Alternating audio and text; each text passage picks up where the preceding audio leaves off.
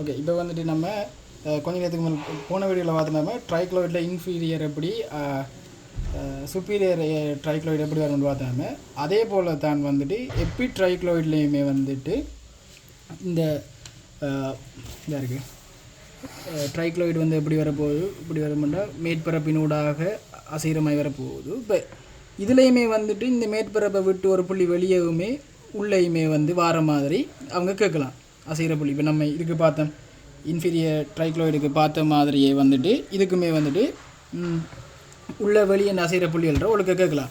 அதுக்கு வந்து ப்ரொசீஜர் வந்து எல்லாமே சேம் தான். கோணத்தை அளந்து ஆராய்ச்சி நீளம் எந்த வட்டத்தை நம்ம பேசிக்காக வைக்க போகிறோமோ அவனை கீறிட்டு 12 பிரிச்சிருக்கோம், மையங்களை குறிச்சிருக்கோம், எல்லாமே வந்து சேம். இப்போ பார்க்க போகிற வந்துட்டு அசைய போகிற புள்ளி வந்து வட்டத்துக்கு உள்ளே வருதா வெளியே வருதாண்டு கவனமாக பார்க்கணும். இப்போ இந்த படத்தின்படி அசைகிற புள்ளி வந்துட்டு இதான் வந்து அடிவட்டமாக இருக்க போகுது, அடிவட்டத்தை விட்டு வெளியே வந்துருக்கு. அப்போ இது வந்து என்னவாக இருக்க போகுது, வெளியே வந்ததால் சுப்பீரியர் எபிட்ரைக்ளோயிடாக இருக்க போகுது. இனி இப்போ நான் வந்துட்டு என்ன கோடெல்லாம் நீட்டிட்டேன், இது எல்லாமே செஞ்சுட்டேன், பழைய மெதட் எல்லாமே செஞ்சுட்டேன். இப்போ புதுசாக செய்ய வேண்டியது வந்து அசைகிற புள்ளியை மட்டும்தான் மார்க் பண்ணணும். மையத்துலேருந்து அசைகிற புள்ளியோட ஒழுக்கம் மட்டும்தான் நம்மளுக்கு தேவை. அப்போ இந்த 6 அளந்து எடுத்துகிட்டு இனி C1 வச்சுட்டு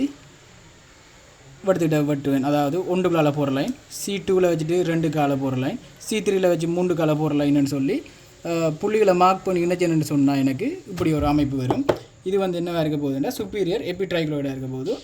அதே போல் இப்போ இந்த ஒழுக்கு வந்துட்டு இந்த அடிவட்டத்தை விட்டு உள்ளுக்குள்ளே வரும்னு சொன்னால் என்ன செய்கிற இந்த ஆரை, அதை உள்ளுக்குள்ளே வர ஆரையை வந்து C1 வச்சு வெட்டி அப்படி போக்குள்ளே இன்னொரு அமைப்பு கொண்டு வரும். அது வந்துட்டு இன்ஃபீரியர் எபிட்ரைக்ளோயிடாக இருக்க போகுது.